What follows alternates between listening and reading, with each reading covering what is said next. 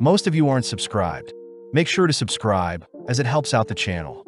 Without further ado, beginning our series, we follow our MC Haru, promising to never forget about his childhood friend Mi, even after he moves away.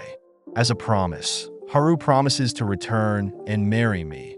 But as we cut to the present, we see an older-looking Haru daydreaming whilst on a bus, suddenly noticing a young girl staring at him. Out of nowhere, their bus suddenly swerves out of control, accidentally driving into a railway only to be struck and crumpled by a train. As Haru's life flashes before his eyes, he can only remember the moment when Mi agreed to marry Haru in the future. But as Haru awakens, he seems to have been transported to another world. Located in the kingdom of Beltrum, in the year 991, Haru wonders if he is Ryo or Haru. Going through his past life memories, Haru manages to easily remember his time sparring with his master, along with the moment he saw Mi flirting with another boy. But as Ryo attempts to sort out his memories whilst having a fever, he suddenly hears some men calling out to him, surprised to see that Ryo is still alive. Ignoring Ryo, the men place a precious piece of cargo, all sitting down to enjoy a meal, pleased to have earned 10 gold coins for a simple job. Starving, seeing the men eat, the men order Ryo to get lost and wash himself, forced to leave as he scrounges for some wild berries. Knowing that in his former life he was Haruto, a 20-year-old university student, Ryo reminds himself that in his new body he is a boy that needs to avenge his mother. Flashing back, Ryo faintly remembers his time with his mother, curious as to why their family has unique black hair. Upon learning that his grandparents also have black hair, Ryo asks to visit them in Yagumo one day, but before that could happen, Ryo's mother was sadly slain. Wiping away his tears, Ryo prepares to head back, but is suddenly stopped by some girls in hoods, demanding to know if Ryo has seen a purple-haired girl anywhere. Believing that Ryo is incapable of speaking, the girls prepare to leave, but Celia speaks up, asking Vanessa for permission to interact with Ryo a little longer. With a calmer tone, Celia asks for Ryo's name, impressed to see Ryo's black hair.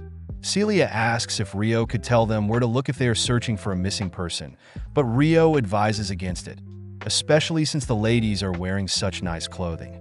Realizing that Ryo is right, Vanessa states that they should return with a more fitting disguise, but the two younger girls get worried they won't find Flora in time. Just in case, Vanessa asks for Celia to scan the perimeter so as to not waste time, prompting Celia to cast a large search spell, something that shocks Ryo. Surprisingly, Celia along with the girls realize that Ryo has magic flowing out of his as well, something quite rare, especially amongst orphans. Seeing as there were no other magic sources detected, the girls conclude that Flora must be up ahead, but first the girls head off needing to change.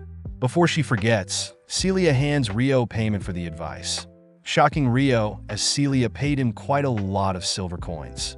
Fearing the coins will get stolen, Ryo quickly runs back home. Announcing himself as he enters the home, Ryo is caught off guard when an assassin lunges towards his heart. Having barely missed Ryo's heart, Ryo loses his pouch of coins as the pouch protects him. But Ryo also notices that all the men from earlier have been slain. As the assassin prepares to finish off Ryo, a sudden spirit appears before Ryo, offering to show Ryo how to control his magic. In a split second, the spirit advises Ryo to take the magic overflowing from his body and use it to physically enhance his body. As the spirit departs, Ryo listens to the spirit's advice, slipping a slash from the assassin, only to land a clean punch on the attacker's stomach. Surprised, the assassin casts an enhancement spell of his own, attempting to match Ryo's speed. Ryo nonchalantly flips backwards only to land a kick to that attacker's face. Now annoyed, the attacker goes rogue, swinging his blade aimlessly, but Ryo takes the chance to bind and break the attacker's knife-wielding arm. Shocked at Ryo's athletic feats, the assassin tries to grab a hold of Ryo, but Ryo simply flips the attacker over, knocking him out before Ryo can land any more blows. Assessing the situation, Ryo notices the precious cargo is squirming, choosing to open the bag only to confirm that it is indeed the purple-haired girl, Flora. In complete shock, Flora begs Ryo to take her home, offering to pay him fine if he complies. But before she can say anything further, she falls unconscious. With nothing else to do, Rio begins lugging Flora out of his village, but spots Celia and the other girls have returned with new disguises. Believing that they caught Rio red-handed, Christina slaps Rio in the face, calling the others to check on Flora. Stepping in, Vanessa asks Celia and Rona to begin healing Flora whilst they speak with Rio. But before Rio can explain the situation, Christina accuses Rio of kidnapping Flora. Seeing as Christina isn't listening, Rio attempts to grab Christina's hands. But upon realizing that Christina is being injured, Vanessa raises her blade to Rio. Defusing the situation, Vanessa states that Rio will follow them back into town, but seeing as he has no choice, Rio accepts. A few minutes later, the kingdom's men seize Rio's home, discovering that the assassin is still alive, but in the crowd, a hooded figure destroys a mysterious object, tying up any loose ends. Cutting to the royal kingdom, we see that Rio has been tied up and is now being interrogated by the vice captain of the royal guards, Charles Arbor. Charles states that if Rio cooperates, he'll promise Rio will be released, but when Charles demands Rio admit to kidnapping the princess, Rio refuses to lie. Punching Rio in the stomach, Charles insists that Rio play along, but at the same time Flora awakens caught up on everything that has transpired. Hearing that the boy that saved her is being interrogated, Flora rushes to get permission to speak with him. But as the sun begins to set, Rio is seen badly beaten, refusing to divulge any sort of information. Desperate, Charles continues to lay into Rio, but Charles's men wonder if they should stop. Charles reminds his men that they were the ones that allowed Flora to be kidnapped, so they need to redeem themselves. But at the exact moment, Celia and Vanessa appear, demanding to know what is happening. Announcing that Flora owes her life to Rio, Charles and his men have no choice but to let Rio go, cutting to later that night when Rio has been healed by Celia, learning that Celia is learning healing magic. Happy to see that Rio is alright now, Celia apologizes for all the trouble Rio's been put through, revealing that the king would like to congratulate Rio for his help today. Surprised by the sudden turn of events, Rio asks if Celia would help teach him the proper etiquette to greet the king. Cutting to the next day, when Rio has cleaned up his scruffy-looking demeanor, revealing himself as a handsome prince, as he kneels before the royal family. Several days later, Rio is seen speaking privately with Celia, telling Celia how he has yet to learn how to read and write. Understanding the situation, Celia offers to tutor Rio after school, instructing Rio to visit her in her lab under the library. As Celia guides Rio to his first class, Celia reminds Rio that the students within the school range from noble families, only to officially welcome Rio to the Beltrum Royal Academy. With Celia introducing Rio to everyone, all the students immediately gossip about how a boy from the slums had saved a member of the royal family and henceforth was allowed into their prestigious school. Flashing back, when Rio had kneeled before the royal family, the king had thanked Rio for saving his daughter, offering to sponsor Rio and grant him a scholarship to attend the Royal Academy.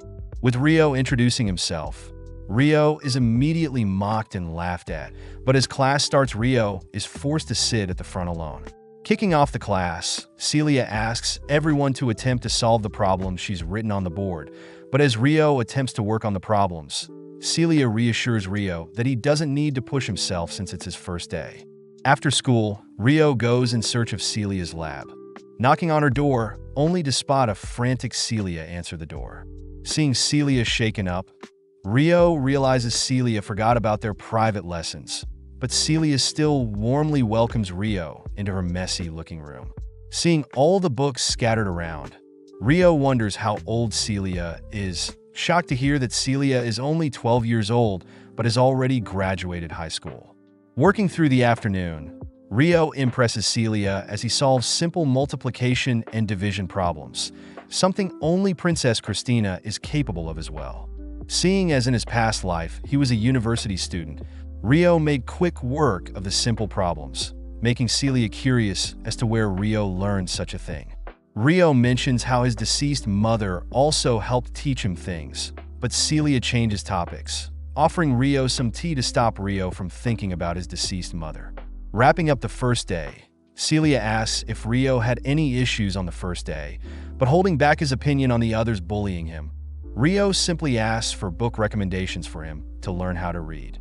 The next day, the students are given combat lessons, but the instructor chooses to teach Rio independently, asking Rio to try landing a strike on him. Seeing Rio drop his shield and take a battle stance, the instructor gets curious, welcoming Rio's unique battle stance. Reminded of his former master, Rio charges head first, reusing attack patterns he had learned, impressing both the students and the instructor. Spotting an opening, Rio chooses to rush towards the instructor, but unfortunately the instructor barely manages to block the blow, something that impresses the students, but some still make fun of Rio. As the instructor compliments Rio for his potential as a knight, Rio shoots down the offer, choosing to head to the library instead to study. Spotting Rio alone, Celia reassures Rio that he doesn't have to try too hard, but Rio simply states that he doesn't want to waste the opportunity he's been given. On the day of the exams, Rio manages to blitz through all the exam questions, making his fellow students envious. Finishing up his exam, Rio gets flashbacks of his school life and the day he saw me with another boy. Returning to his room, Rio recounts that Hayes Maharu was once Amikawa Haruto's childhood friend, but they grew apart until one day Haruto stopped seeing me around. Seeing as he's now been given a different life, Rio states that he'll live his new life to the fullest. Cutting to the next day, where all the students are crowded around to see their scores. Shockingly, Rio and Christina have scored the highest marks for their grade, something Alphonse refuses to accept, especially since Rio is a commoner. Seeing as they heard enough, both Rana and Christina demand the Alphonse try harder next time, but when Alphonse refuses to stand down, Celia intervenes, confirming that Rio achieved his score fairly. That evening, Celia celebrates Rio achieving the highest mark for his grade, but Celia does feel bad since Rio will most likely be targeted by others moving forward. Luckily, Rio had already prepared for all of the slander and bullying, something that Celia adores in Rio, making Rio curious if Celia experienced something similar. Celia reveals that she too was bullied by others more noble than her, but it wasn't anything she couldn't handle, leading Rio to tease Celia as he states that Celia is his first ever friend. Cutting to several years later, during the year 996, the combat instructor states that the primary division for their class has been decided. First off is Alphonse, next is Stuart, and finally is Rio. When Alphonse refuses to accept a magic-less commoner as one of their knights, the instructor states that his decision is final. That evening, Celia jumps at the news of Rio being selected to participate in the upcoming tournament, mentioning how Rio might even be scouted to become a knight. As Rio helps Celia put back one of her books, Rio reminds Celia that he has no intentions of becoming a knight, but Celia is more amazed at how much Rio has grown, compared to Celia herself. Sitting down to enjoy some tea, Celia mentions how lovely the tea Rio brewed was, asking why Rio doesn't want to become a knight. Rio reveals that he has no intention of staying in the kingdom, as he plans on traveling, upsetting Celia. As a compromise, Celia offers Rio a job at the academy, sad that Rio won't be around to help Celia clean up and relieve stress. Sadly, Rio knows that him being around won't do any good for Celia, especially since Celia will have to marry someone eventually. Celia utters that she has no intentions of marrying anyone anytime soon, getting flustered when Rio mentions how cute Celia is. Seeing as Rio has made up his mind, Celia asks where Rio plans to travel, shocked by her Rio plans on visiting Yagumo, the edge of the wilderness. With the day of the tournament arriving, Alfred Emerl is tasked with refereeing the match, announcing Rio as the first challenger. With Alphonse advising Rio to not make a fool of himself, Rio steps out onto the arena, realizing that he is pitted against the royal guard, Charles Arbor. Remembering Charles as the man who tortured him, Rio and Charles exchange indirect insults, both ultimately taking their battle stances. Inspecting Rio, Charles notices Rio doesn't have a shield, choosing to go on the offense as Charles plans to punish Rio for his 5-year demotion. With Celia shocked at how serious Charles is taking the fight, Rio calmly waits for an opening, disarming Charles. When Charles refuses to accept defeat, Alfred steps in, ordering Charles to accept his defeat with dignity, ultimately crowning Rio the victor. With Alfred making note of the promising talent that is Rio, we cut to later that night where Charles is having a drink with the ambassador of the Proxia Empire. Upon hearing that he was the only one that lost to a student, Charles states he would have won if he took the battle seriously. But the ambassador is more surprised to learn that Rio was the sole survivor during Princess Flora's kidnapping 5 years ago. The next day, Celia hides waiting to celebrate Rio's victory. But upon tailing Rio, Celia discovers a girl confessing her love to Rio, feeling jealous for the first time. That night, Celia looks over her students' plans for after they graduate, surprised to see that Rio's paper is not filled, reminded that Rio plans to travel once he graduates. The next morning, Celia teaches a class of magic control, telling all her students that channeling OD into matter will cause interesting things to occur. When Celia states that their 6-year class along with the 5th years will be using lightning as the demonstration, Alphonse takes the opportunity to point out any mage should be able to wield lightning, throwing shade at Rio for being unable to wield any form of magic. Seeing as Alphonse and his friend are mocking Rio, Celia asks for the two to demonstrate their lightning control, watching as the two boys show off their magic circle. Just as Celia suspected, the boys have yet to master even the basic lightning spell, shutting all the blinds and dimming the room. Celia states that although a person's affinity dictates the user's ability to wield magic, a person's use of artifacts and training also play a crucial role. As a demonstration, Celia combines 2 spells, conjuring multiple light balls that explode, lighting up the darkened room. With Rio amazed by Celia's amazing feat, he secretly wonders why he's able to copy Celia's spell, but with a smaller output. Wrapping up the class, one of the students, Stuart, praises Celia for her amazing feat earlier, turning to Rio only to scold him for flirting with Celia. Not wanting any trouble, Rio apologizes all whilst Flora watches, but Celia steps in, asking Stuart to stand down and not make a fool of himself. As Rio leaves the room, Flora wonders if she should have said anything, but Christina reminds Flora that not intervening and not causing a scene was the right thing to do, something Rio understands very well.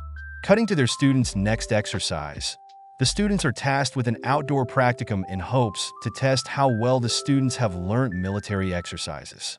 When Flora gets nervous, Rana reassures Flora that most activities are done in teams and that they shouldn't be facing anything too dangerous. Taking charge, Alphen states that they'll be taking the shortest path to reach their goal, with a plan to finish before sunset. Speaking up, Rana mentions how the woody terrain should actually take twice as long as Alphonse plans, but Alphonse reveals that he's already mapped out a route for them to take. Apparently, Stuart had helped Alphonse survey the forest, settling on a short route that should give them an advantage. When Rana wonders if this tactic could be considered cheating, Alphonse reminds Rana that knowledge is key in battle, and seeing as Christina isn't against it, Alphonse orders everyone to get ready. Off to the side, Stuart tells Rio he should be grateful, ordering Rio to carry all of the team's luggage. When Flora offers to help carry some of the luggage, Rio reassures Flora it's fine, annoying Flora as she complains to Christina about how unfair Rio is being treated. At that moment, the students are ambushed by a swarm of goblins, but remaining calm, Alphonse readies his blade, ordering his vanguard to follow suit after they've physically enhanced themselves. Easily slaying the swarm, Alphonse thanks his men, ordering Rio to stop dozing off as Rio seems to have sensed something nearby. Having witnessed everything, a shady hooded man wonders if he should use the opportunity to test Rio's true capabilities. As the gang of students reach the end of their map, Alphonse suddenly realizes that they are standing before a cliff, shaken as he wonders if the map was wrong. When the students begin pressuring Alphonse to make a decision, they all suddenly spot several orcs appear, all beginning to panic. As Alphonse tries to calm everyone down, Stuart is suddenly cut by one of the orcs' spears, stuttering around only to accidentally shove Flora off a cliff. Reacting fast enough, Rio physically enhances his body, leaping towards Flora, only to push Flora back onto the cliff as Rio himself free falls down. Having been saved, Flora worries about Rio, but Christina and the other students finally shake off their nerves, getting into formation only to slay the rogue orcs. Back with Rio, he seemed perfectly fine, having used some last-second wind magic to soften his fall, but Rio does mention how use of magic is quite peculiar, wondering if the spirit he met long ago was the cause of this. Seeing as Rio should head back to the group, we cut to Stuart, who seems to be interrogated for pushing Flora off the cliff. Guilty, Stuart instead spins up a lie, stating that it was actually Rio that pushed Flora, something that Flora disagrees with. Sadly, since they have no time, the students agree that they should find their way out of the forest first and return with a search party for Rio, but Flora is very against it, stating that she'll go and find Rio herself if no one is willing to. Out of nowhere, a massive beast appears from the forest, prompting Christina to attempt to shoot it down with some lightning, but the beast nonchalantly deflects the projectile. Taking charge, Alphonse orders the rear guard to enhance the frontliners, watching as the vanguard charge towards the beast, but sadly the beast swat away the frontline with ease. With no choice, Alphonse orders for a retreat, reassuring Christina that Flora must have escaped already, but it turns out that Flora had stayed and is instead healing an injured student. Discovering Flora's location, the beast slowly makes its way over to Flora, but before it can reach out to Flora, Rio appears, severing its arm. Buying time for the princess and the injured student to escape, Rio runs circles around the monster, wondering why he blew his cover to save Flora. As Rio goes on the defense, he patiently waits for an opening, leaping forwards only to decapitate the monster with a single slash. Hearing the other students nearby, Rio decides to leave first, running through the forest all whilst the hooded man recognizes Rio's black hair as a user of the spirit arts. That evening, Celia heads to the headmaster's office to report her findings on old monsters, but before she can knock, she overhears that Rio is nowhere to be found. Charles begins defending Stuart's name, advising the headmaster to prioritize the safety of the students over a mere orphan boy, something the headmaster agrees with as they all agree to blame the incident on Rio. That night, Celia can't help but think about Rio's well-being, completely infatuated when she hears Rio's voice, rushing to embrace him.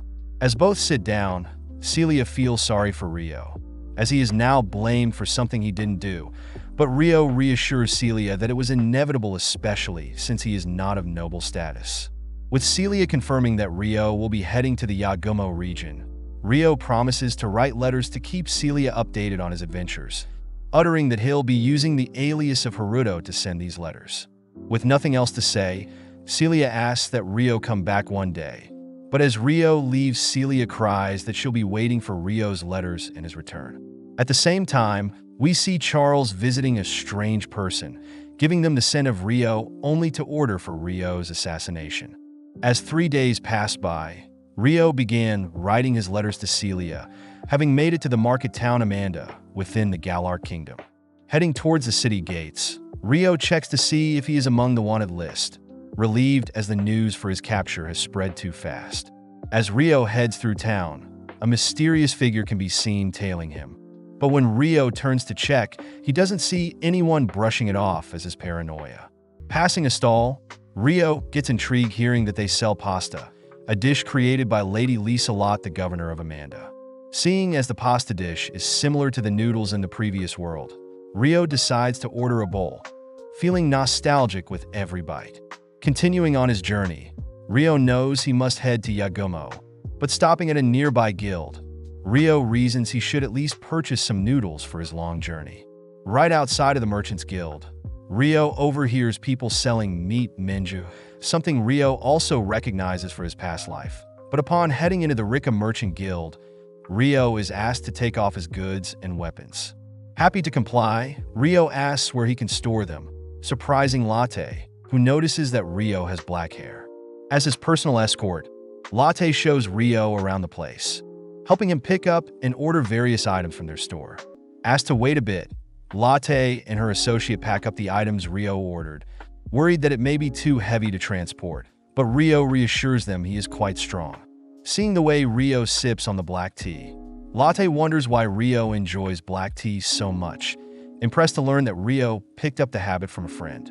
As Latte and Rio chat a bit more, Rio takes the chance to write a letter, informing Celia that he won't be able to write any more letters whilst in the Straw region. With Rio heading off, Latte's full name is revealed to be Lisa Lot, and her associate's name is Cosette. Making his way through a forest, Rio stumbles upon a wounded girl, choosing to check up on them, but suddenly senses something is off. Right on cue, the injured girl tosses a poison dart at Rio, forcing him to tank the shot, only to kick the girl away. Assessing the girl, Rio notices her to be a beast person, but Rio neutralizes the poison. Surprised, the girl leaps forward with her blade, aiming at Rio's head, but Rio manages to evade, retaliating with some projectiles of his own. Impressed by the girl's speed, Rio realizes the girl is now only layering a movement buff, both rushing each other. As Rio fends of the girl's advances, the girl wonders how a mere human could match her speed, but seeing as the girl is too focused on his blade, Rio takes advantage by disarming the girl with his fists. Attempting to retaliate, the girl lunges towards Rio's body, but having lured her in, Rio finally manages to pin the girl down, but out of nowhere the girl begins to act strange, calling out to her mother for help.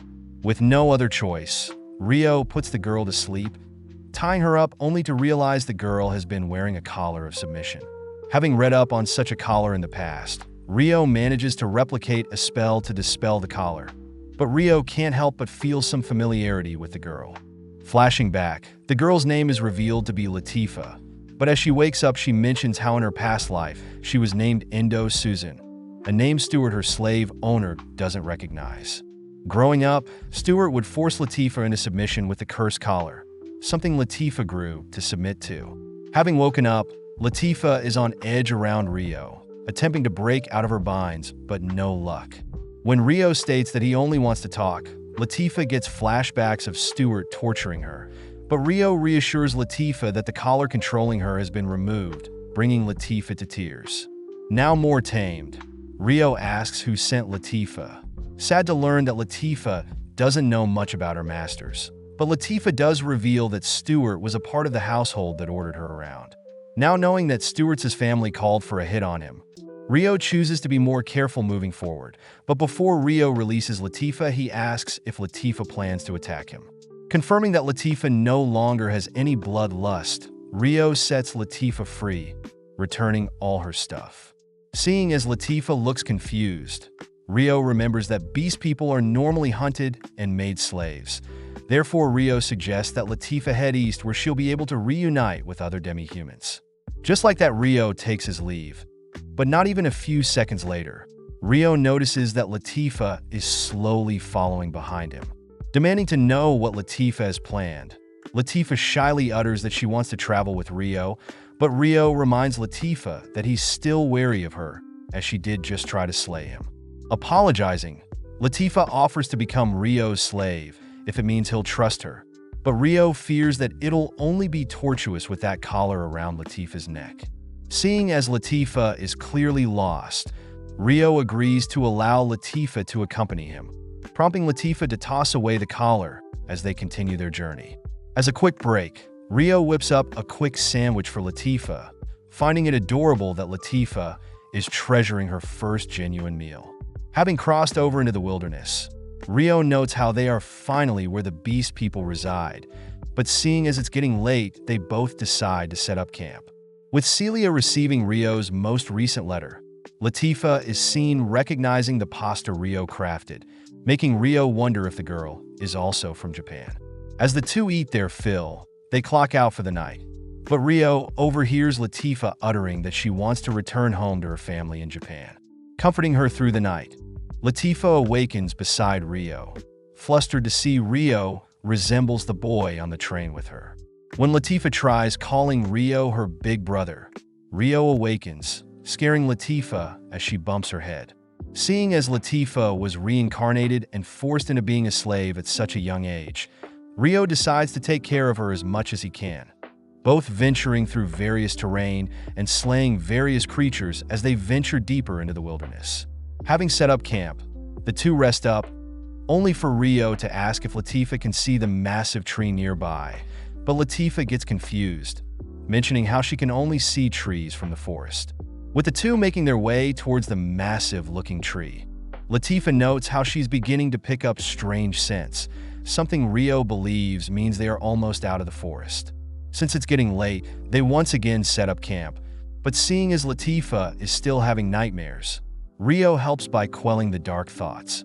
Out of nowhere, Rio spots a mysterious-looking wolf observing them, suddenly blinded by a mysterious light. Having been temporarily blinded by the bright light, Rio barely manages to dodge a smash from his enemies, having no choice but to slam the ground to determine the number of enemies. With the enemies revealed to be other beast people, they begin deducing that Rio wields a form of spirit arts and had managed to determine their numbers, suddenly hearing Rio offering to talk things out. With Yuzuma, the winged girl, worried about Rio's intentions, Sarah, their leader, reasons that they should hear Rio out, asking Orphea and Alma to investigate Rio's campsite. As Sarah speaks with Rio, Orphea and Alma suddenly realize that Rio has put Latifah to sleep with a spirit art, alerting Yuzuma as she instantly rushes to strike Rio down. As Rio attempts to heal himself, the girls grow even more surprised at Rio's capabilities. But seeing as things have escalated, Sarah declares that they'll be taking Rio in for an investigation. Before Rio can explain the situation, the girls manage to restrain and knock Rio out. As Rio sleeps, he's suddenly suspended in a blue abyss, spotting the pink-haired spirit floating above him, calling out Haruto. Surprised to see her once more, Rio asks how the girl knows him. But before she can reveal anything, she disappears, promising to always be his. Just as he wakes up, Rio sees me calling out to her. But in the real world, Orphea and Alma spots Rio squirming whilst chained up. As Rio tries to figure out where he is, he suddenly spots Latifah rushing into his room, hugging him tightly as she was worried Rio left her. When Latifah demands to know who locked Rio up, the four girls apologetically enter, standing by as one of the elders enters. Asking for Rio's forgiveness, the elders ask to learn more about who Rio and Latifah are. But first, Yuzuma begs for forgiveness, prompting the other girls to follow suit. With the elder annoyed at what the girls have done, she states that Yuzuma will be punished later, but Rio is more concerned about his shackles. With Rio now freed, the elder tells Rio he'll be meeting the town's elders tomorrow, but for tonight, he is free to rest and use the room with Latifah. The next morning, Rio is guided up one of the town's massive trees, amazed to learn that the massive tree that led him here is known as the World Tree, a location where the Dryads reside. The elder gets intrigued, learning that Rio was able to see the tree at all, since the tree has been cloaked by illusion magic and would require mastering over spirit arts to break. Amazed to hear that Rio had been self-taught since birth, Rio is finally guided to the room with the other elders, all introducing themselves as Sildora, Ursula, and finally the dwarf Dominic. When Rio formally introduces himself, Sildora along with the other elders take the chance to apologize for treating Rio so badly, even after rescuing one of their beast kin from slavery. Rio reassures the elders that he was simply doing what was right, suddenly asked by the elders what Rio would like as a reward for his kind act.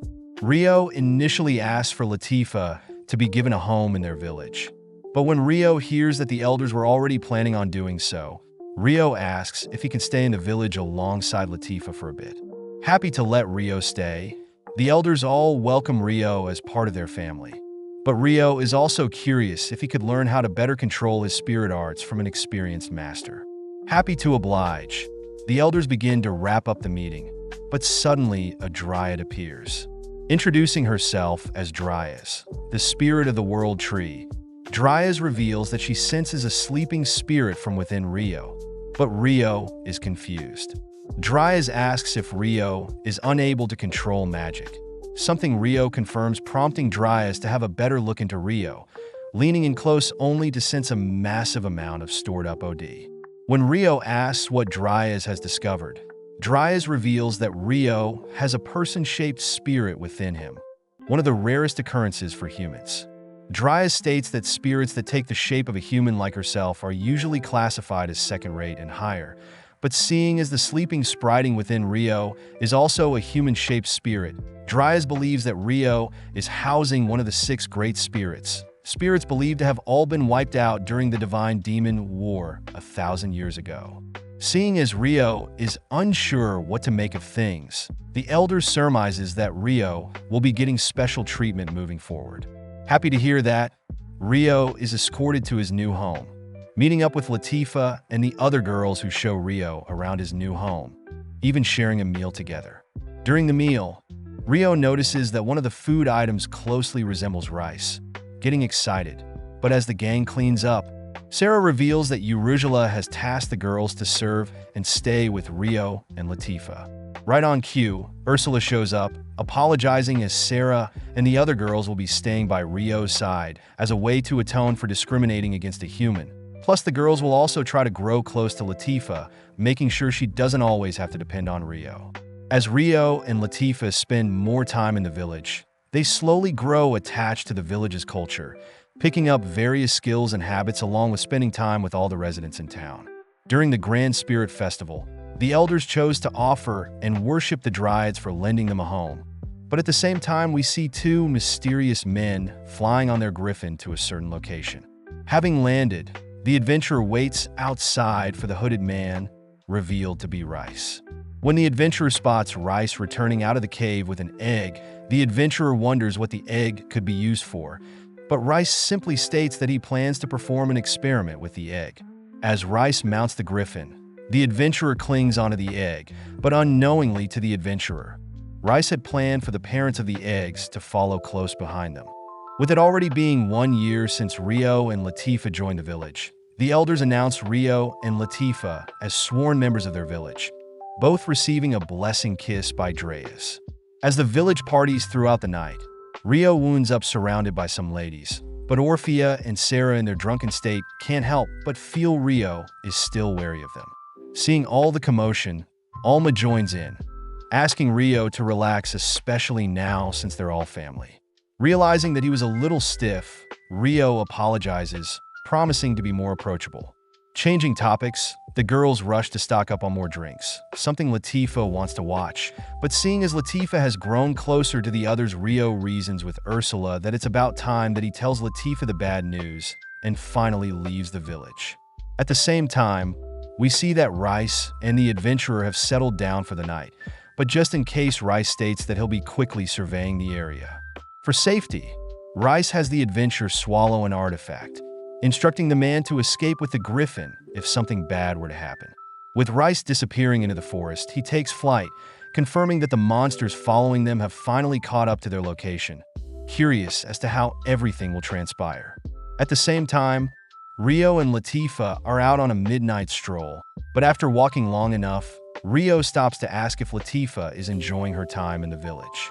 Happy to hear that Latifa considers the village her home, Rio sadly utters that he'll need to leave the village soon, refusing to allow Latifa to follow him since his next journey will be dangerous.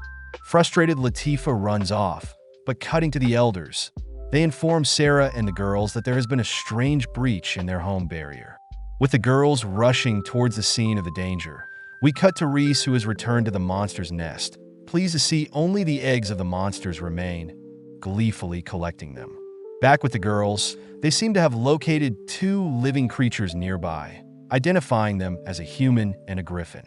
When the girls go in for a closer inspection, the adventurer suddenly awakens, slowly backing away when the girls demand to know what the adventurer is holding. Refusing to answer, the adventurer manages to escape on the griffin, coincidentally riding off towards the village, forcing the girls to try and shoot him down. With no luck, the girls chase after the man, but out of nowhere wyverns appear, seemingly swatting at the adventurer. Seeing as the wyverns are solely focused on the adventurer, the girls deduce that the man must be carrying a wyvern egg, declaring that they are to stop the wyverns from entering the village at all cost. Having finished up stealing all the eggs, Rice makes use of the artifact the man swallowed, destroying it and taking the man's life. Seeing the man fall, Sarah instructs Alma to take care of the wyverns, lending Alma her bond spirit. On the ground, we see Latifa has accidentally stumbled onto the corpse of the man along with the shattered wyvern egg. horrified when she spots an enraged wyvern land beside her. Back in the village, the residents run for cover, alerting Rio as he learns that wyverns have entered the village's forest and the exact location where Latifa ran off into. Able to barely evade and dodge the wyvern's lethal slashes, Latifa cries for help, giving Alma enough time to intervene and protect her. When Alma's basic strikes fail to harm the wyvern, Alma calls for her spirit bond lion, combining the lion's fire attack and the wolf's ice magic. But even with such a powerful combination, Alma is easily knocked aside by the wyvern. Suggesting that they both flee, Latifa realizes that Alma is their last line of defense before the wyvern reaches the village. So Latifa chooses to distract the wyvern to buy Alma some time. Before Alma can complete her incantations, the wyvern manages to corner Latifa. But before Latifa can be squished, Rio appears, bringing Latifa to safety. Seeing as Latifa isn't hurt, Rio charges directly at the wyvern, beating and bashing the monster with his fist. When the wyvern releases a breath of fire, Rio simply counters with some wind magic. But when the wyvern charges up another breath, Rio capitalizes by closing the wyvern's mouth, having the breath harm the wyvern from the inside out. Having defeated the black wyvern, the girls realize that the remaining wyverns have begun to flee, impressed to learn that Rio single-handedly took down the pack leader. The next morning, Latifa apologized for running off during the previous night, admitting that she was simply scared she would never get to see Rio ever again. Understanding Celia's feelings, Rio reassures Latifa that he'll always treasure Latifa as his little sister, something Latifa is very grateful for. Upon hearing that Rio plans to head further east to visit his family's hometown, something that makes Latifa open up as she reveals that she had been reincarnated and originally lived in Japan. Not surprised, Rio admits that he too was reincarnated, shocking Latifa as they both have had to adapt to this cruel new world, both growing closer as a result of this. With the day of Rio's departure arriving, the elders all choose to give Rio with some final gifts. First, Dominic shows off a mithril crafted blade meant to absorb Rio's spirit arts along with armor crafted from the wyvern Rio slayed. Next, Ursula hands Rio a bag of assorted medicines and elixirs along with various food items and drinks. Finally, Sildora chooses to give Rio a space-time cache, an item Rio knows is very valuable, gratefully accepting the items. Having used the space-time cache to store all of his items, Rio promises to return if the village ever needs him, saying his final goodbyes to the village and Latifa only to fly off. Cutting to Celia, she still has yet to receive any updates on what Rio has been up to, but Rio seems to have finally continued on his journey back to his hometown. Having been 2 weeks since Rio entered the Yagumo region, Rio manages to track down his family's hometown, greeting the villagers as he asks to meet with the village elder. Speaking up, Ruri points out that her grandma is the head of the town, taking Rio towards her as she asks Seo to follow them. Upon entering the elder's hut, the elder immediately is suspicious of Rio's intentions, but still introduces herself as Yaba. Sitting down, Yaba asks what Rio is looking for, surprised to hear Rio wants to meet his mother and father's family. Hearing that Rio's parents' names are Zen and Ayam, Yaba asks for Ruri and Seo to get back to work, impressed that Rio had made it so far even after losing his father and mother at such a young age. Rio reveals that he would like to hold a proper burial for his parents wherever their hometown was, something Yabo appreciates as she reveals that she is Zen's mother, making Rio her grandson. Speechless to have finally met his father's mother, Rio and Yaba head to existing graves for Rio's parents, kneeling down as Rio declares he's finally home. Yaba mentions how these graves were constructed not too long after Rio's parents left town, hinting at a reason for the village to suspect Rio's parents wouldn't make it back to the village alive. Yaba promises to tell Rio the secret if Rio's lies with them for a while, something Rio isn't against, especially since his only family now is Ruri, who is Rio's cousin, being 15 and 1 year older than Rio.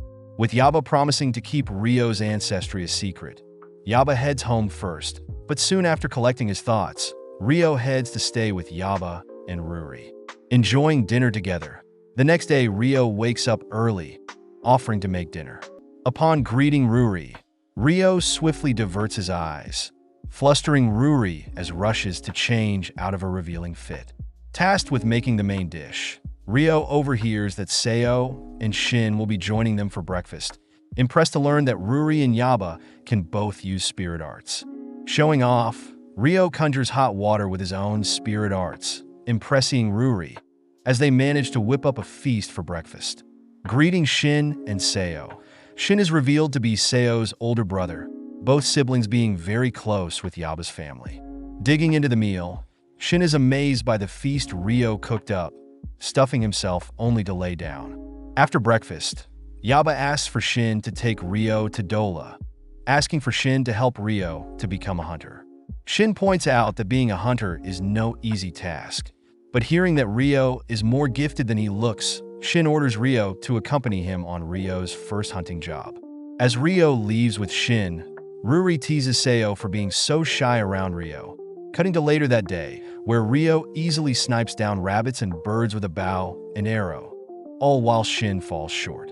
As Dola praises Ryo for his great work today, Shin gets frustrated leaving first, but Dallo asks if Ryo can join them starting tomorrow to hunt for more food. Happy to oblige, Ryo begins heading home, feeling dirty from all the hunting. Making use of his spirit arts, Ryo creates an outdoor bath, creating a heated water source with his spirit arts, only to de-stress after a good hunt. Outside the bath, Ruri and Seo get intrigued, both taking turns to admire Ryo's elegant smell after taking a bath. Joining the conversation, Shin and his friends berate Ryo for creating stuff he isn't meant to, but Ruri and Seo steps in, defending Ryo as they declare Shin is just jealous. Throughout the next couple of days, Ryo continues to draw the attention of the town's girls, all whilst helping out, even allowing Ruri and Seo to use the bath as well. Seeing as everything is going well, Yaba asks for Shin to accompany and guard the town's merchants when they sell their harvest in the royal capital. But suddenly Yaba and Ryo hear Shin is getting into a fight. Revealed to be Gon, the son and his friends of a neighboring village, Gon begins teasing Shin for being still so weak, taking peeks at Ruri and Seo. When Ruri orders Gon piss off, Gon simply reminds Ruri that she'll one day be engaged to him, both being heirs to their respective villages. Having heard enough, Shin tries to remove Gon with force, but Gon simply strangles Shin, forcing Yaba to intervene. As Ryo watches on, Yaba apologizes for Shin's actions, but scolds Gon for provoking him, offering Gon and his party a place to stay for the night. Happy to hear such an offer, Gon heads elsewhere, passing by Ryo, but when Gon tries to assert dominance over Ryo, he ends up hurting himself, quickly running off. That night, Shin asks Seo to stay with Yaba and Seo, fearing what Gon and his boys will do. Before the girls head off to sleep, Ryo gives them a protective amulet, cutting to Gon and his boys plotting to do unspeakable things in the village after they repair their carriage. The next day, Ryo greets Saga Hate, giving Hate and his men a tour of the village as Hate collects tax on the village's harvest. That evening, Ryo continues to train his sword, asking for the girls to come out if they're curious. Apologizing for spying on Ryo, Ruri and Seo ask why Ryo trains so much every day, finding it romantic that Ryo has been training to protect his childhood crush, but fears his crush may be forgotten about him already. That night, as the girls sleep, a visitor enters their room, signaling to Ryo that there is an intruder. Muffling Ruri's screams, Gon demands that the girls not make a noise, threatening to harm them if they do.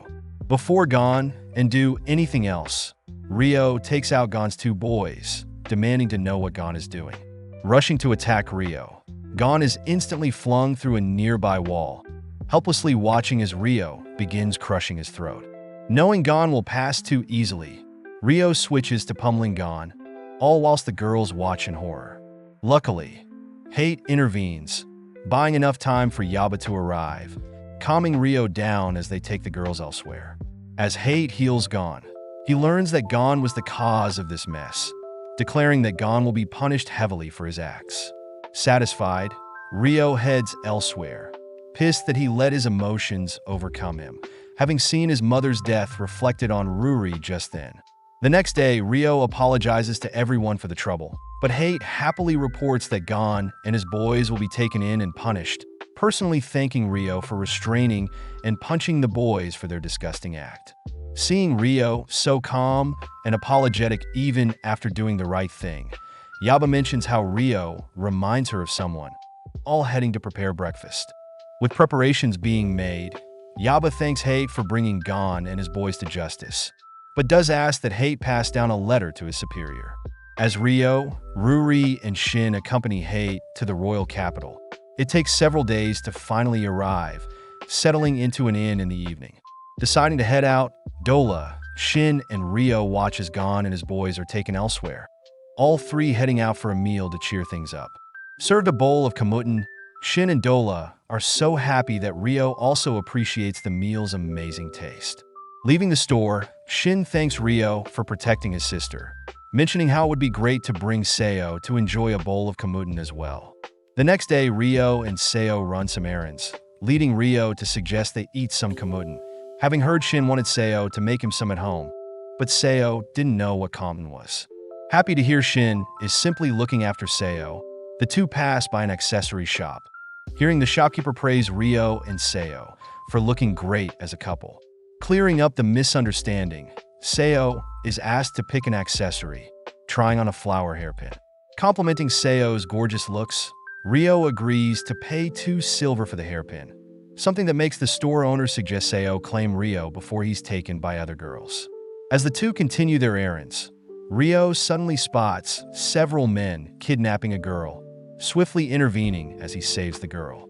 Turning to the girl's bodyguard, Ryo learns the girl is named Komomo, returning her to the bodyguard, only to quickly leave, not wanting any trouble.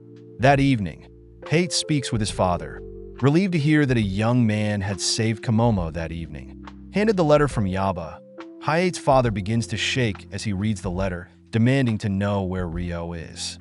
With Ryo and Seo returning home, the men begin teasing Ryo for buying Seo a gift, but before Ryo can leave, he's stopped by Hate and his parents. Introduced as Saga Guki and Kyoko, Guki and Kyoko reveal that they both used to work for Lady Karasuki Ayam, Ryo's mother. Hearing that his mother was royalty, Ryo calms himself learning that his father Zen was a soldier for the Karasuki kingdom almost 20 years ago. Due to Zen's capabilities with spirit arts and the sword, the king had given Zen the title of noble warrior, ultimately meeting Guki, who recommended Zen guard the royal family. Having been assigned to look after Ayam, Zen and Ayam fell in love, but when Ayam's family began peace talks with a neighboring kingdom, the enemy's prince grew to like Ayam. One night, the prince had planned for Ayam to be kidnapped, but having discovered the prince's plan, Zen had stopped the kidnapping but was ultimately forced to leave town with Ayam, fearing Ayam and himself would be targeted further. Hearing all of this, Ryo gets pissed, something Guki doesn't blame Ryo for feeling, but Guki asks that Ryo meet with the king and queen tomorrow. The next day, Ryo stands before King Hamura and Queen Shizuku, all agreeing to be less formal, especially since Ryo is their grandson. Seeing the queen resemble his mother, Ryo becomes more relaxed, offering to disclose how his parents lived. Ryo states that Zen had passed before he could make sense of the world. As for Ayam, she was slaughtered by Lucius, a close friend of Zen who would help Ayam out frequently. One day, Ayam had left to run errands, leaving Ryo alone only for Lucius to greet Ryo. Restraining Ryo, Lucius uttered something about demons hiding amongst the humans, all whilst Lucius forced Ryo to drink a mysterious substance. Having returned home, Ayam was unfortunately attacked and killed right in front of Ryo's eyes. With everyone saddened to hear Ryo's unfortunate fate, Ryo does point out that he was given a second chance after being orphaned off, having been able to attend school from the ages of 7 to 12 and even return to his homeland.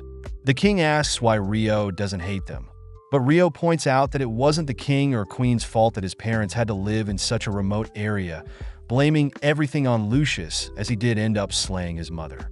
Although the king understands Ryo's revenge-filled eyes, the king asks for Ryo to spar with Guki, the strongest in their kingdom, fearing that Ryo may lose to Lucius when the time comes. Agreeing to train with Guki, Ryo heads to Guki's home, greeting Aoi, who is shocked to reunite with the man who saved Komomo's life. As Gouki and Ryo prepare for their sparring match, Ryo ends up making the first move, terrifying Gouki as Ryo is very skilled for his age. As both men exchange blows, Gouki knows that Ryo won't lose with ordinary swordplay, opting to infuse his blade with some magic. Seeing Gouki fire an air slash with his blade, Ryo instantly counters with a magical blast of his own, blinding Gouki only to close the gap with his sword. With Gouki admitting defeat, onlookers are shocked to see Ryo has won, earning praise from the king and queen himself. Seeing as Ryo won't be staying in town for long, Ryo asks for permission to reveal his heritage to Ruri, something the king isn't opposed to. As a few more days pass by, Seo and the party return back to the village, all whilst Ryo visits his parents' graves once more, promising to do what he knows is right. Back at home, Ryo tells Ruri about his royal lineage, but Ruri giggles, believing Yaba and Ryo are playing a prank on her. When Yaba reveals that all the elders in the village already knew that Ryo and his parents were royalty, Ruri gets flustered, bowing her head as she apologizes for acting so casually to Ryo. Ryo reassures Ruri that he isn't technically a royal. Having grown up as a commoner, therefore, he would like Ruri to treat him as normal. Having lightened the mood, Ryo mentions how he'll be leaving the village in a year's time, dead set on returning back to where he was raised, hoping to reunite with Latifa.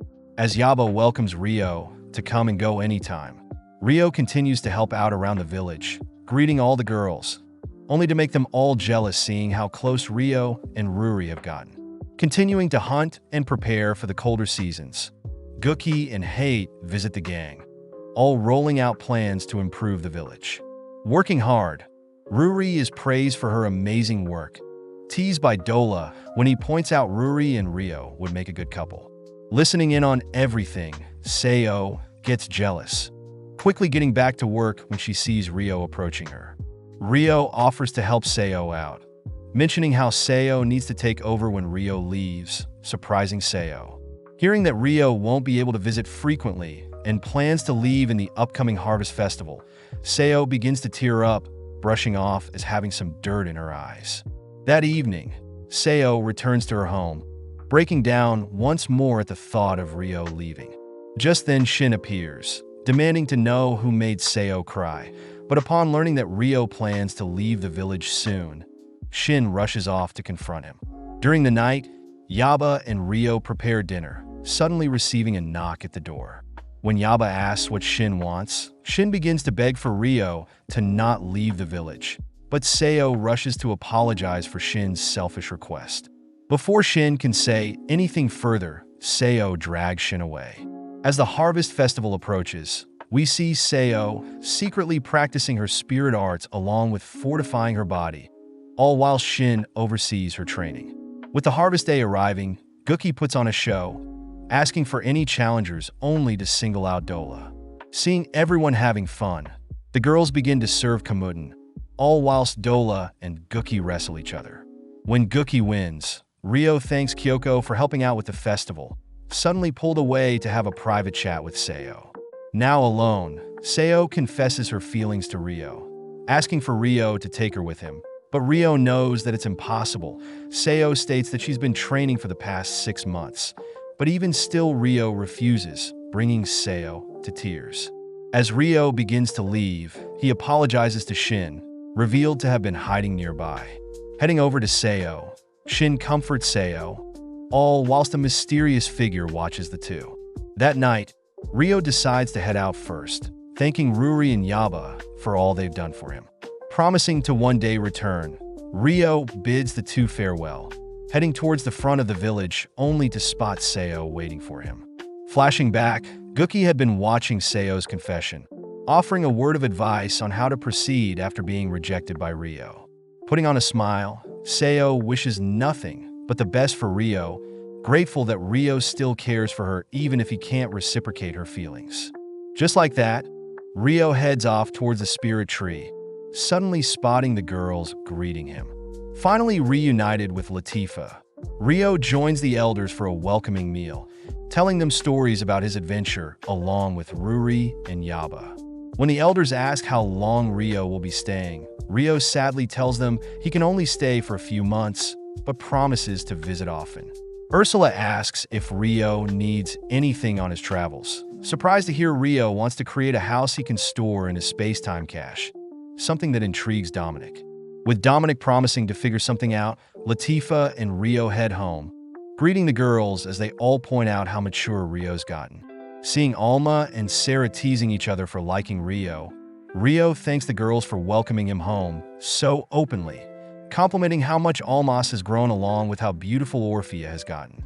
Jealous, Latifa offers to take a bath with Rio, but as we cut to the next day, Rio seems to have awoken beside a pink-haired girl, flustering Latifa and the others as they demand to know who Rio's new friend is. When Rio fails to explain who the new pink-haired girl is, the other girls continue to press Rio for an answer, ultimately waking up the girl, who reveals herself to the spirit bonded with Haruto. Wrapping the girl up, Rio realizes the spirit is the one that taught him about OD back in the slums, curious as to why she was asleep inside of him all this time. Asking the other girls if this is a normal occurrence for spirits, Sarah says they're unsure since their spirits aren't humans but take the form of animals. Asking for the spirit's name, Rio is surprised to hear the spirit doesn't have one, asking Rio to give her one. Hearing the spirit call Rio Haruto, the girls wonder why that is so, but Rio says he'll explain later. Out of nowhere, the spirit begins speaking with Rio telepathically, reminding Rio that she knows everything about his past life as Haruto. Seeing Haruto and the spirit acting strange, Latifa wonders what they're doing, but Rio quickly hides their telepathy by asking for more time to name the spirit. The girls add that Rio can ask the elders and Dryas for naming advice, something Rio isn't against. When the spirit stands up, Rio fears the spirit will expose her body once more, but is shocked to see the spirit manifest clothes using her spirit art. Getting a better look at the spirit as a whole, Rio is reminded of me, blurting out that he wants to name the spirit Aisha, meaning spring. With the girls all accepting Aisha as their big sister, Rio heads over to introduce Aisha to the elders, piquing their interest when they hear Aisha has no memories of her past. At that moment, Dryas appears, having sensed a powerful spirit appearing within her domain. Introducing themselves to each other, Dryas asks if Aisha can remember anything, but sadly Aisha only remembers things about Haruto.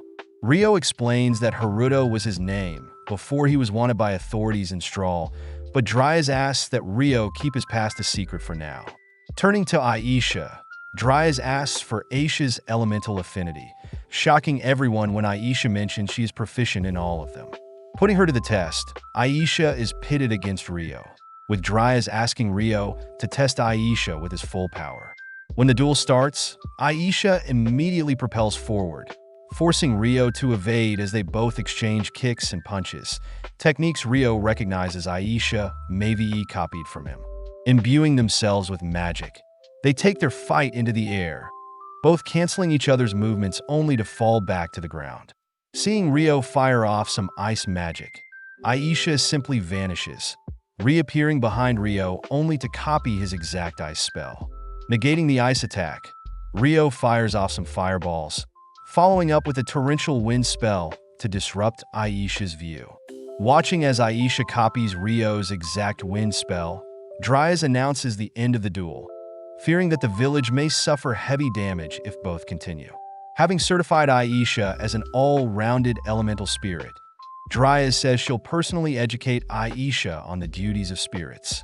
As days pass, Aisha is brought in as a fellow citizen of the Dryas Forest, spending time with Rio and the others, leading up to the day where Dominic unveils his transportable home for Rio.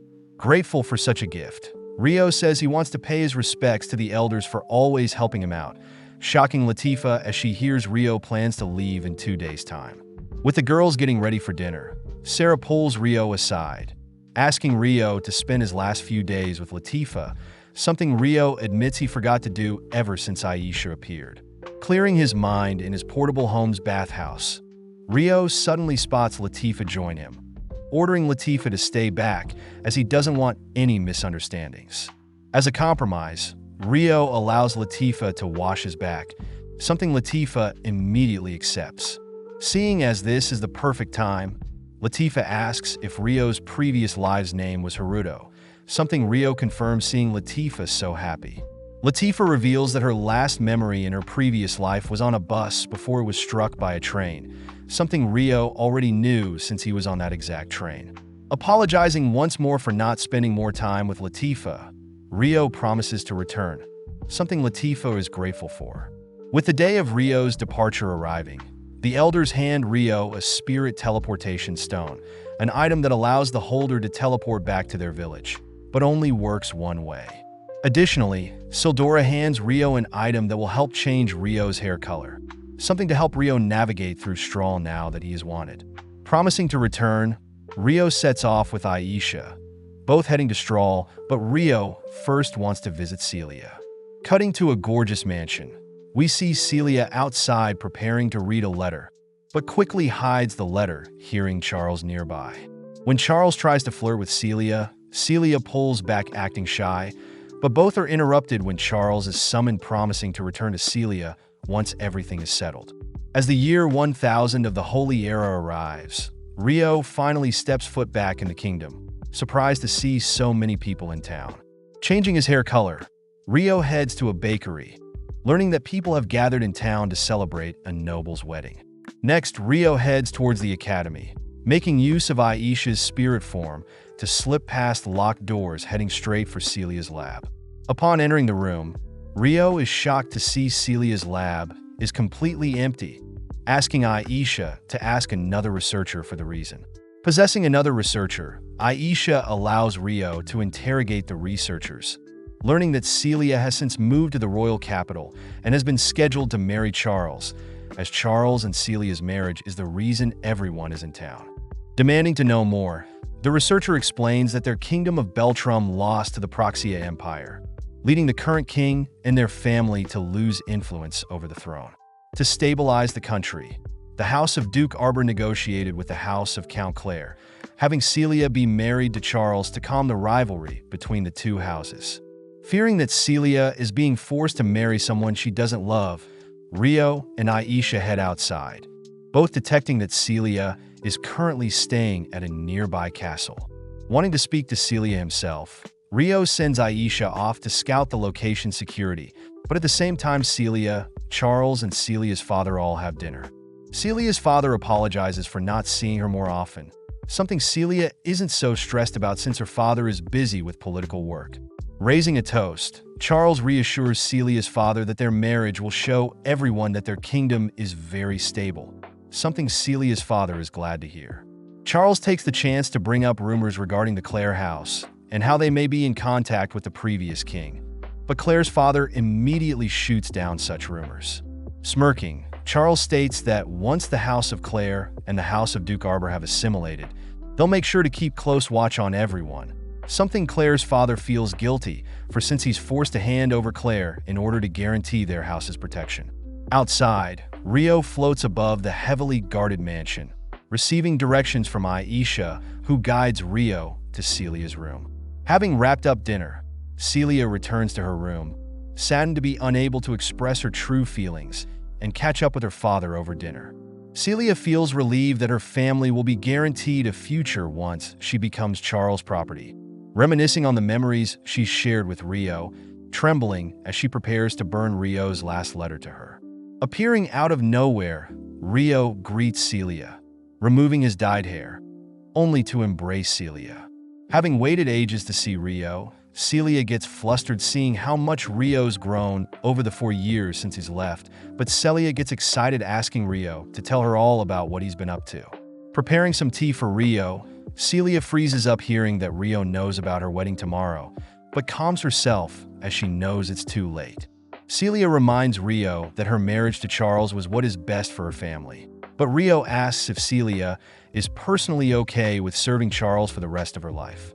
Beginning to break, Celia desperately asks if Rio would be willing to take her away and marry her. But seeing Rio hesitate, Celia brushes off her cries as jokes, asking Rio to leave. Putting on a smile, Celia asks not to attend her wedding tomorrow as it may be embarrassing, shoving Rio out of her room, only to break down crying happy that Rio had kept his promise and returned. Outside, Rio admits that he is still unsure if Celia is okay with the marriage, apologizing to Aisha as he needs Aisha to investigate further. But Aisha reminds Rio that she will obey Rio's every command. The next morning, as suited up Charles greets Rice, greeting his old friend as Rice congratulates Charles on his wedding, but reminds Charles that they are still technically enemies being from opposing countries. With the two men joking about Charles's future as a husband, Rice suddenly detects a powerful spirit nearby, but in an instant the spirit's presence vanishes. At the same time, Celia puts on her wedding dress, reminding herself to suppress her emotions and simply play along to ensure her family is safe. Asked by Charles to show off her dress, Charles becomes captivated by Celia's beauty, worried that Celia is nervous for the big day. Showing off his 6 other wives, Charles leaves Celia to chat with his wives, prompting Teresina, Charles' first wife, to remind Celia that once Celia has married Charles, Celia is to fall in a line even if Celia had prior affiliation with the royals.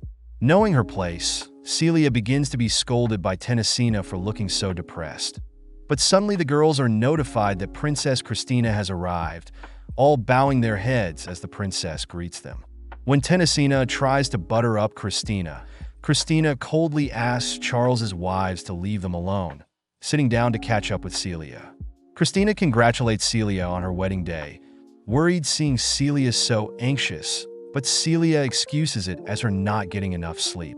Christina begins recounting how tragic it was that Duke Huguenot fled the kingdom with Flora, ultimately trapping Celia into a political marriage that stole Celia's once innocent smile. Confirming her suspicions, Christina declares she'll set Celia free one day, cutting to Charles and Alfred going on a stroll. As Alfred updates Charles on the security around Charles's wedding, Charles cuts Alfred off, reminding Alfred he is not to step out of line now that Charles himself is in charge. With it being year 1000 of the Holy Era, a swarm of citizens gather to watch Charles and Celia marching through the streets via carriage, all mesmerized by Celia's silver beauty. Leaning in close, Charles whispers how once they kiss, Celia will be his forever, something Celia is forced to accept seeing everyone chanting Charles' name. With every important figure gathered in wait for the wedding ceremony, we spot Rio off in the crowd, thanking Aisha as he was able to finally decide what he must do. Sending Aisha to telepathically speak with Celia, Aisha introduces herself as Rio's friend, asking Celia to look into the crowd, tearing up as she spots Rio has come to attend her special day. When Charles wonders why Celia is crying, Celia plays it off as being excited for her wedding, turning back only to wonder if she had been imagining Rio in the crowd. Having come to a stop, Charles prepares to escort Celia up some stairs, only for Rio to appear rushing towards the main stage. Rushing through the army of guards in his way, Rio is forced to use some wind magic to make his way through the swarm. Seeing the guards now preparing several magic spells, Rio enhances his agility, sprinting past each projectile, scaring the onlookers. Making it closer to Celia's carriage, the guards riding horses prepare enhancement spells of their own, something Charles claims can stop any lowly assassin. Taking a stance, Rio begins dispatching the elite guards with his martial arts, darting towards Charles only to knock him to the ground with a jab to the chest. Now close enough, Rio takes Celia as a hostage, infuriating Count Celia as he demands to know how his daughter has been taken hostage. On top of things, Duke Arbor grows pissed, seeing Charles lose to a single attacker, both demanding to know who the attacker is. Telepathically speaking with Celia, Rio asks Celia to play along. Watching as Rio shouts he despises Charles, all whilst threatening to crush Charles with his foot. Seeing the guards trying to calm down Count Celia and Duke Arbor, Rio asks once again if Celia is okay with proceeding with the wedding, offering to cancel the ceremony if Celia wishes. Celia begins to crumble, hearing that Rio truly values Celia as someone special, admitting that the right thing to do is to marry Charles.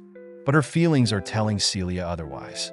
Intrigued by Rio's offer, Celia asks how Rio can rescue her. Shocked to hear Rio will take Celia away, protecting her family along with her father as Rio has no affiliation with Count Celia.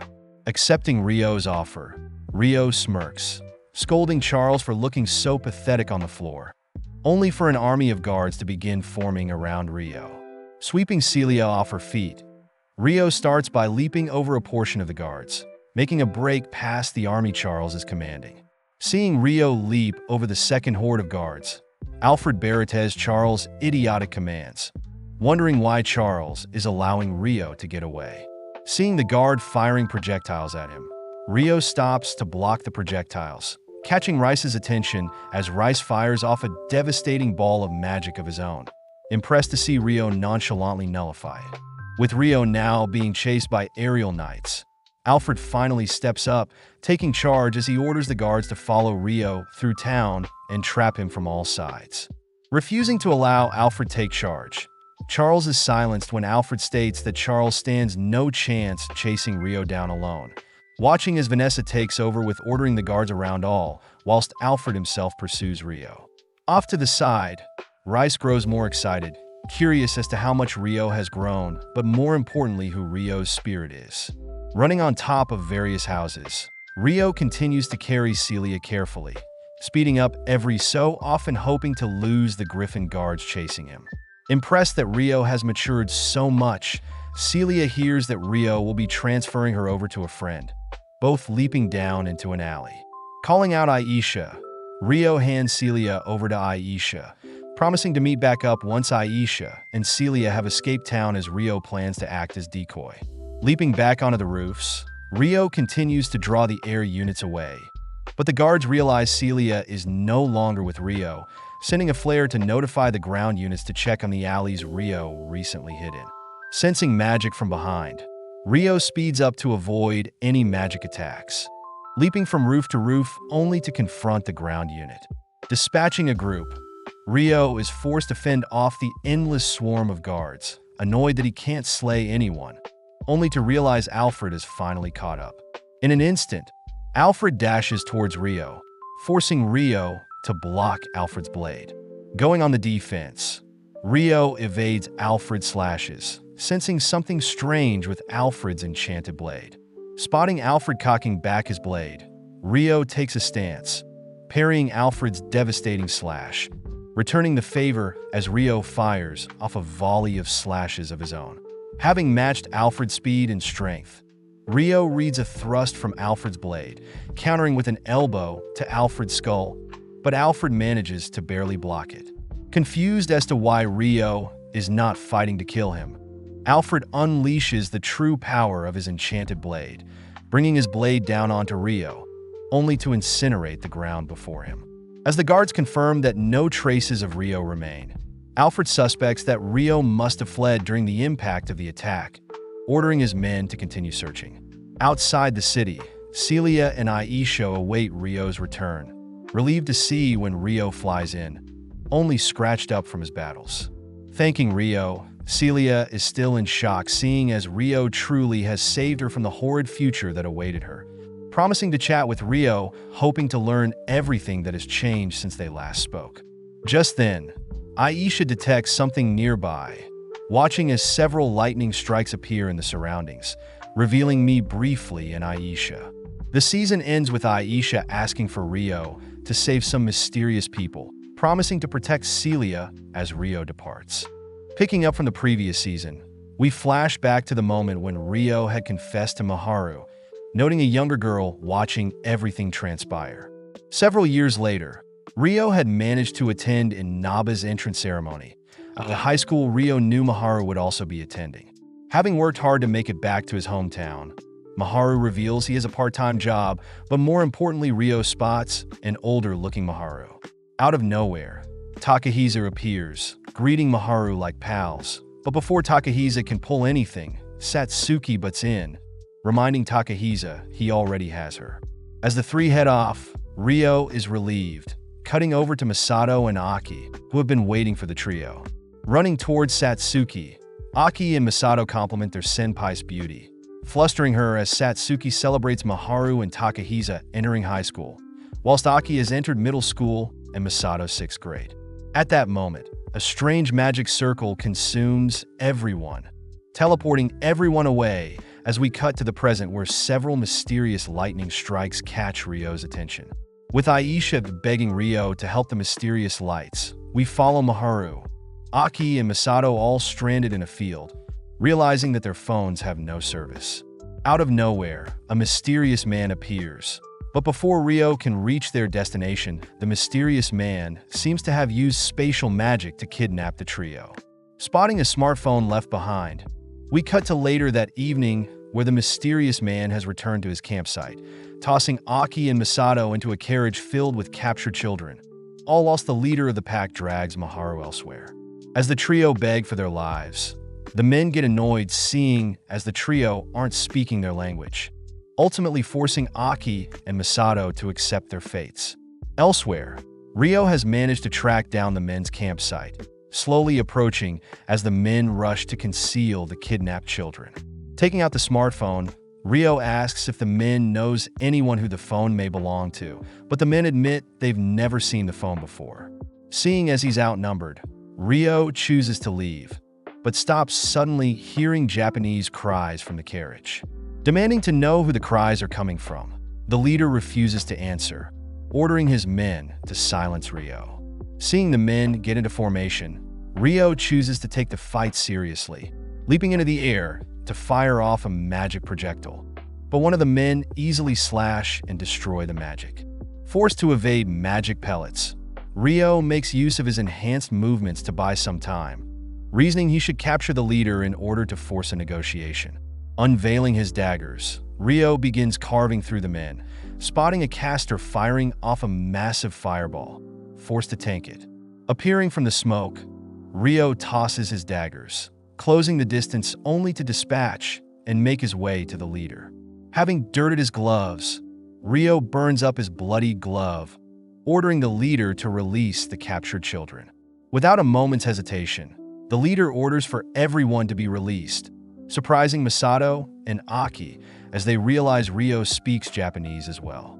Heading over to where Maharu is locked up, Ryo is baffled to see Maharu present, heading off as he telepathically asks for Aisha to meet up with him. With the trio stopping to admire the sunset, Maharu introduces herself to Ryo, asking for Ryo's name.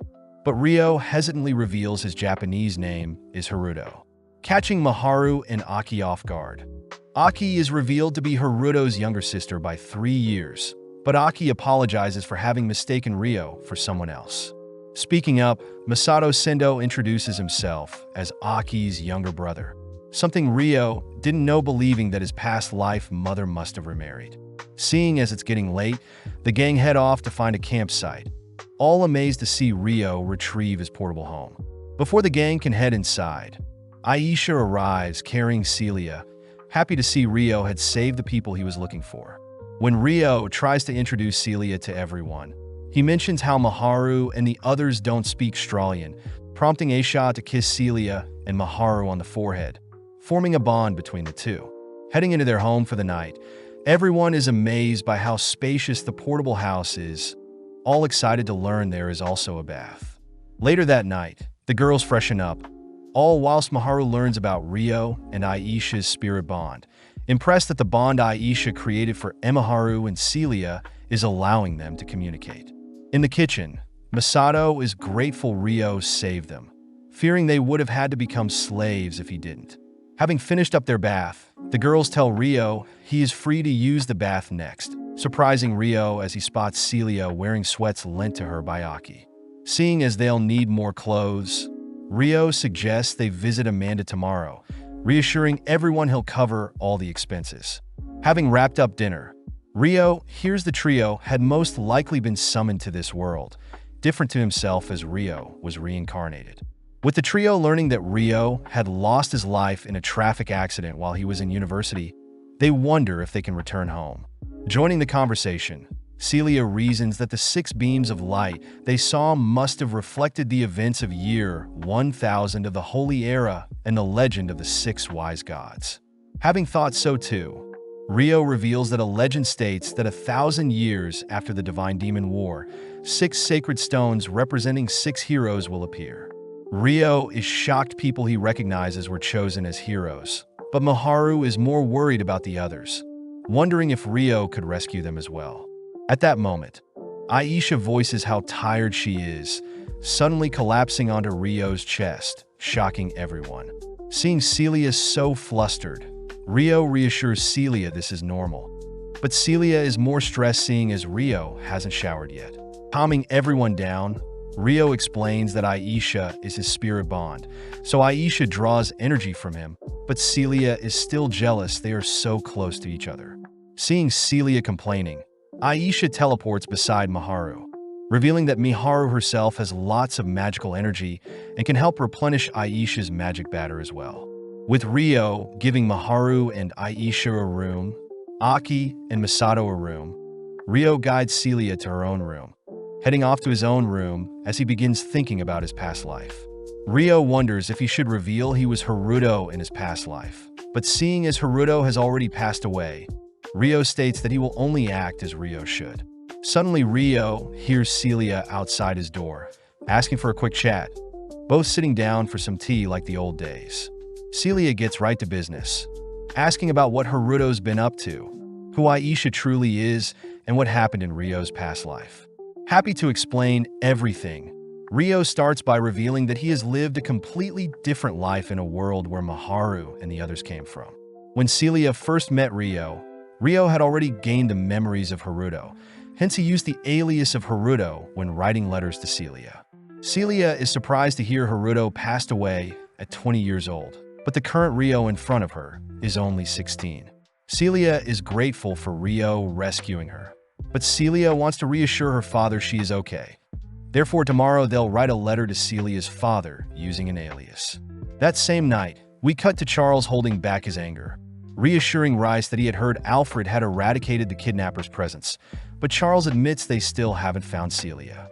Charles mentions how they've shut down the borders and started searching for Celia, but Rice knows that Rio, along with his spirit, must be concealing their presence and hiding somewhere. Changing topics, Charles states that he's surprised that the prophecy of heroes descending on their world has truly happened, telling Rice that they've managed to capture some of the heroes hoping they serve the Beltrum Kingdom. When Rice mentions Beltrum housing a sacred stone, Charles states that the stone is currently with Princess Flora and Duke Huguenot. Rice also brings up attendees from the Galar Kingdom, Lieselot Krisha, and the Rika Merchants Guild, fearing they'll be just as powerful a faction as Huguenots. Elsewhere, we see the House of Rodania serving one of the heroes a hearty meal, all complimenting the hero as he stuffs his face. Flashing back, the hero seems to have been enjoying his days reading web novels, but was suddenly transported in front of Princess Flora and Gustav. When Flora asks if the hero's weapon is a sign, he is one of the 6 great heroes. Sakata Hiroaki stands up confidently gripping his katana, only to cry out that he is indeed a hero. Having finished eating, Hiroaki arrogantly demands to be returned to his home, having been transported here using a mysterious stone. Luckily, Gustav asks Ryoki to calm down, promising to explain everything. The next day, Rio and the gang head out of their portable house, excited for some shopping. Rio asks that Aki and Masato take care of the place while they're gone, stating that there is a concealment spell on their home, so they shouldn't leave at safety. With Aisha leaping off with Celia, Rio picks up Miharu, flying after Aisha only to be surprised seeing Miharu so calm. Taking the chance to learn more about Aisha, Celia is saddened to hear that Aisha has access to all of Rio's memories, wondering how she can get close to Rio. Aisha reveals it was thanks to Celia that Rio has opened up to others, being the first person that showed Rio kindness when he first came to this world. Arriving just outside of Amanda, Rio says they'll refer to Celia as Cecilia only to change his hair color, handing the girls similar items to do the same thing. Walking through the streets, the girls are immediately drawn to various stores, stopping when Miharu spots a store serving sweets similar to their home world. Heading to the Rika Guild, Rio leaves the girls with Chloe, one of the store's employees, stating he'll return in an hour, and Aisha is to help Miharu translate. Excited to shop, Celia takes the lead, trying out a variation of clothes, even testing out clothing mages normally wear. Up next, Miharu shyly tries on some clothes for herself, all whilst Rio heads around town gathering information. Returning to the stores, Rio accidentally spots Maharu picking out some bras.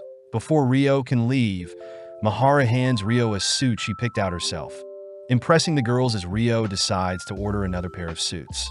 Cutting to the Beltram guest house, Lieselot is saddened to hear the borders have been closed, asked by her maid to stop thinking about work and enjoy life a bit. Lieselot celebrates Duke Arbor's family being crushed, but asks how Arya feels about Celia, having been acquainted with her in the past. Arya suspects that there is a greater mastermind controlling everything, but Lieselot is more curious if some heroes were summoned to their kingdom of Galark as well. Heading back to their home, Rio shows off the clothes the girls bought for Aki and Masato. Happy to see the two are grateful for the gifts. Unfortunately, Rio couldn't find any information on Satsuki nor Takahisa, believing they too must be heroes summoned to this world as well. With Aki fired up to search for her big brother, Rio reminds everyone that they must also learn this world's language and customs, seeing as Aisha gets tired having to translate for everyone. Before they can plan out their next course of actions, Rio states they should have dinner, prompting Maharu and Rio to begin preparing some Japanese food. Aki finds it strange how Maharu is so close to a boy she just met, but Celia is jealous seeing Maharu and Rio so close, but Rio asks if Celia would like to join them. As the next day arrives, Rio prepares to head off, happy to hear the others will continue to study while he's gone. Asking Aisha to take care of everyone, Haruto retrieves a gem from his inventory, suddenly disappearing, shocking everyone. Having teleported back to the Village of Spirits, spotting Latifa, who has been awaiting Rio's return. Looking around, Rio spots the other girls as well, learning that Sarah and the others had rushed here to see Rio as well. Asking to speak to the elders, Rio learns that the elders had sensed a surge of OD and mana recently, something Rio believes to be space-time magic that summoned the heroes via the 6 beams of light. Sildra asks more about the heroes, shocking everyone when Rio says he's taken in 3 other worlders, but they aren't the heroes. Rio suspects that the 2 associates of these other worlders are the real heroes, as the 3 he's rescued must have accidentally been transported with the 2 heroes. The elders wonder how Rio has been able to speak with the other worlders, intrigued to hear Rio reveal he too was from another world, promising to explain another time. Asking for a favor, Rio asks if he can have the 3 summoned accidentally stay in the village, whilst Rio figures out a way to return them to their home world. The elders mention how they won't be able to help with figuring out the magic that brought the summons to this world, but Rio says it's fine, adding that he also wants his teacher to stay in the village as well. When Rio explains the tragic life Celia had gone through, the elders gladly accept another woman Rio has charmed, hoping that the outsiders will keep their village a secret once everything is over.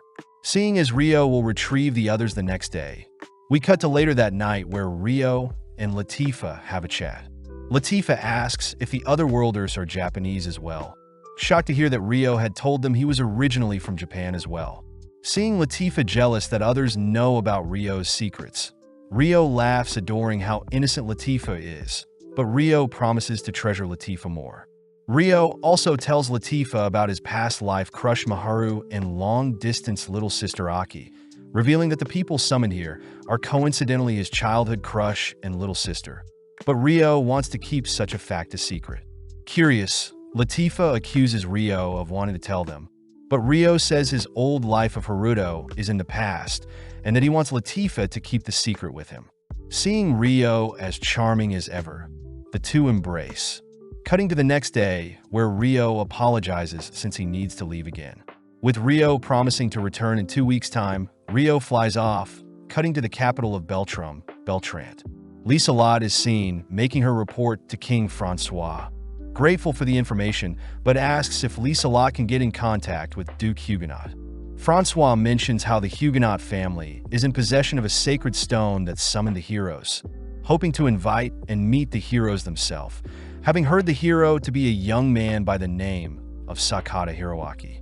Hearing that name, Lieselot wonders why it sounds so familiar, but brushes it off, hearing that the hero summoned to their own kingdom goes by the name of Sumareji Satsuki. Lieselot deduces that the heroes must all be from the same world, asking to meet Satsuki, prompting Charlotte, Francois' daughter, to introduce Lieselot to the hero Satsuki. That night, strange revenants gather in a forest near Amanda, commanded by Rice to hunt for people with huge sources of magic, slaying anything that gets in their way.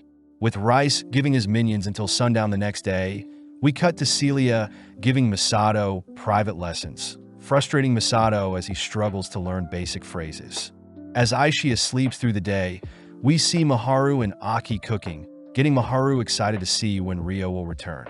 Aki calls out Maharu for acting strange, reminding Maharu that their school life had completely been wiped away along with their relationships and friendships they had in their original world.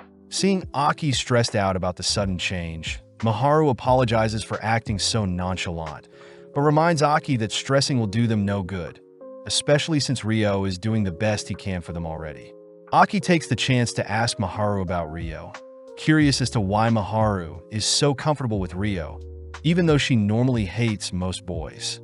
Maharu admits that Rio is quite dependable, plus Rio's former identity is Haruto, the name of Maharu's childhood friend and Aki's former big brother, but Aki gets triggered, annoyed to think about the Haruto that abandoned her.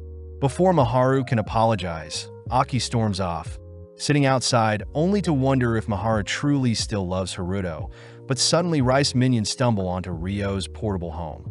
With Aishia suddenly waking up, we see Maharu has gone outside to check on Aki, both suddenly spotting strange creatures breach Rio's barrier. As the creatures dash towards the girls, Aishia suddenly appears, blowing the creatures back. Hearing loud explosions, Celia orders Masato to remain inside, heading out to check out what is happening. Having knocked down one of the creatures, Aishia is forced to turn her attention to another one sneaking up, unable to catch a third that pounces onto the girls. Luckily, Celia arrives, blasting away and protecting the girls. Now able to focus on the fight, the monster prepares to attack Aishia, but Rio appears, knocking back the monsters. Confirming that everyone is okay, Rio asks Aishia about the creatures, reasoning the darker-toned monster to be its leader. With Aishia focusing on the two gray monsters, Rio corners the leader, analyzing the creature's attack patterns, only to immobilize it. Seeing that the creature is unable to speak, Rio punctures the creature from behind, shocked to see the creature utter some words, but eventually the monster perishes, leaving behind a gem. As Aishia cleans up the other two monsters, allowing Rio to check up on the girls, wondering if the monster had asked to end its life with its final breath. Heading inside, Aki apologizes for leaving the safety of the home, making up with Maharu, who both head to finish making lunch, but Rio announces they'll be moving. That evening, Rice notices that one of his revenant groups have yet to return, but states he'll simply make more minions with the new bodies he's acquired. The next day, Rio finally teleports everyone with him to the Spirit Village, immediately greeted by Latifa and the others who bow their heads seeing Aishia once more. Celia takes the chance to introduce herself to Latifa, having heard that Rio considers Latifa as family. But Celia gets distracted by Latifa's furry tail, taking the chance to snuggle with it. Hearing Latifa suddenly speaking Japanese, the others wonder who Latifa is, shocked to hear Latifa reveal that she once lived in Japan, offering to help teach the trio about their current world. Rio asks if Latifa is okay with revealing such a fact, but Latifa says she'll help Rio shoulder any burden, prompting everyone to introduce themselves, but Latifa is more focused on Maharu. With Sarah guiding everyone through the village, Rio's party spots various beast people hiding from them, wondering if they are scaring everyone away. Rio mentions how beast people are always scared of humans, but suddenly a beast child runs over to Maharu, whispering something to Latifa. Latifa mentions how the child loves Maharu's school uniform, finding it cute as Maharu compliments the child's adorable ears. With the tension broken, the village begin conversing with everyone, giving Latifa the chance to ask if she can treat Maharu like a big sister, something Maharu is more than happy to accept. That evening, the village holds a welcome party, having everyone stand in front of the spirit altar. The elders thank everyone for coming, amazed to see the otherworlders behave and act just like humans. But just then Dryas appears, happy to see there are some new faces. As the village parties hard throughout the night, Rio's party are immediately integrated into the village, but Dryas notes how the Otherworlders have an interesting amount of OD surging within them. Seeing Aki and Masato interested in some inarizushi at the party, Latifah reveals it was herself who cooked them. Suddenly turning to see Rio is as popular as ever. Aki is happy to see Latifah is proud of her big brother, wondering where her own brother is, but promises to work hard for the day they can reunite. With the party wrapping up, Rio says everyone will be living together with Latifah and the girls, given a separate part in the tree house, along with telling his party about an open bath. As the girls all rally together to enjoy a lovely bath, Masato is sad he lost a rock, paper, scissors to Aki and allowed the girls to bathe first, taking out his revenge on Rio. At the same time, Maharu and Aki gaze out into the night sky, wondering if they'll ever be able to go home, something that catches the attention of Latifah and Celia. Masato asks why Rio is so strong, inspired to hear that Rio is strong to achieve his goal and protect his loved ones, promising to also grow strong so Masato can protect Aki and Maharu. As the girls wrap up, we see Celia head to her room, staring at a letter on her desk. The next morning, Celia goes for a stroll, amazed to see Rio is training as hard as ever. Rio is glad to see Celia and the others are integrating into the village fine, apologizing as Rio can now focus on getting Celia's letter to her father. Celia gets worried Rio is overworking himself, asking if she can help with Rio's end goal as she feels she is getting in Rio's way, but Rio reassures Celia that saving her was something he did for himself. Rio says that after he helps Celia deliver her letter, he plans on heading over to Rodania to gather more information on the heroes, pleasing Celia as she says Rio can rely on her anytime he wants, reminding Rio that she is the greatest mage in all of the Beltram Kingdom. That evening, Rio, Celia, and Aishia prepare to head off, wished a safe trip by the others who've gathered to see them off. Maharu takes the chance to present Rio with a bento she made for him, something Rio is grateful for, all whilst Alma and Orphea tease Maharu for acting like Rio's wife. As the trio fly off, Latifah asks everyone to work hard to surprise Rio when he returns, cutting over to Rodania, where Liselot has formally invited Hiroaki, Flora, Gustav, and Rona to her father's upcoming gathering. Seeing as Hiroaki is the hero, the others ask what Hiroaki thinks about the invitation, but Hiroaki is too busy admiring Liselot's voice and beauty. As Flora wakes Hiroaki from his daydream, Hiroaki decides they'll all be going, hoping to spend more time with Liselot at the party. That night, Rio has finally reached Clea, the piece of land where Celia's father resides. Pointing out her childhood home, Celia reveals there is a secret passage in the garden that leads into the main house only her family knows about, all flying into the garden as they hide away from some guards. Seeing the place heavily guarded, Rio uses his spirit arts to cast an invisibility spell, sneaking past the guards only to help Celia remove some flooring concealing the hidden entrance.